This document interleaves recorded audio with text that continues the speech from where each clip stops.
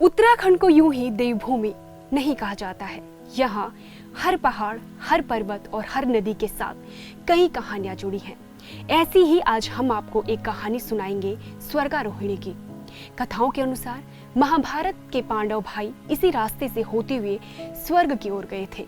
चमोली जिले के माणा गांव से लगभग 23 किलोमीटर की दुर्गम चढ़ाई के बाद लगभग 4600 मीटर की ऊंचाई पर स्थित सतोपंत झील का धार्मिक दृष्टि से विशेष महत्व है। हिमालय की यात्रा पूरी कर स्वर्ग प्राप्ति के लिए पांडवों ने माणा से स्वर्गारोहिणी के लिए प्रस्थान किया। माणा गांव में सरस्वती नदी को पार करने के बाद द्रौपदी ने अपने प्राण त्याग दिए। द्रौपदी की मृत्यु के पश्चात भीम ने युधिष्ठिर से पूछा कि सभी लोगों में से पहले द्रौपदी ने ही अपना देह क्यों छोड़ा।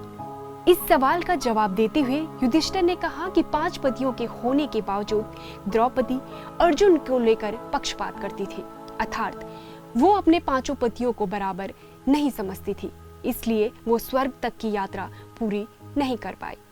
इसके बाद सहदेव की मौत हुई।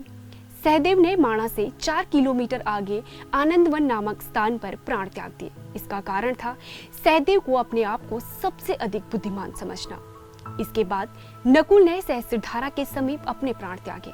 उसकी मौत का कारण था उसके भीतर पनप रहा अपने आकर्षक व्यक्तित्व को लेकर अहंकार। नकुल के बाद अर्जुन के देह ने उनका साथ छोड़ा। अर्जुन ने चक्र तीर्थ नामक स्थान पर अपने प्राण त्यागे।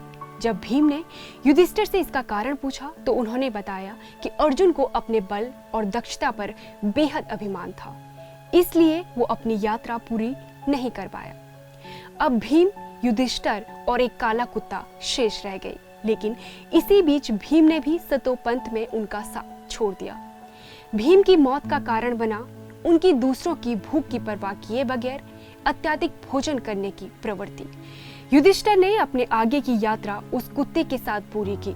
स्वर्गारोहिणी की सीढ़ी चढ़ने के बाद उन्हें इंद्रदेव मिले, जिन्होंने युधिष्ठिर को उनके साथ रथ पर आकर स्वर्ग चलने को कहा। युधिष्ठिर ने उनसे कहा कि वे अपने भाइयों और द्रौपदी के बगैर स्वर्ग नहीं जाएंगे।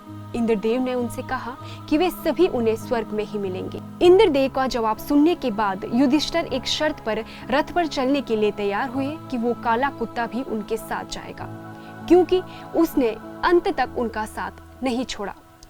युधिष्ठिर की यह बात सुनकर उस काले कुत्ते ने अपना असली रूप धारण किया, जो धर्मराज का रूप था। धर्मराज युधिष्ठिर की इसी बात से बेहद प्रसन्न हुए।